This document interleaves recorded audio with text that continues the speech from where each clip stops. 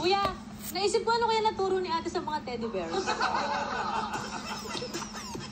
Wala nga. Pero based sa nakita ko, parang mas bagay siya as a teacher. Ay, pero kung sabi niyo po base ando po yung base. Ayun, oo. May telepono pa nga. Base. Parang sintonado. Ako din, sa tingin ko parang sintonado siya.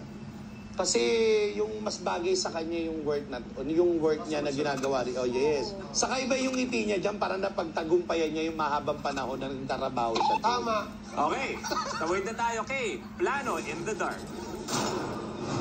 Kung singer, si Plano in the Dark ay dati nagtatrabaho sa BPO company na ngayon ay nagpaplanong magtrabaho sa Canada. Kung sintonado, kasalukuyan siyang social sciences senior high school teacher na gustong mag-Australia.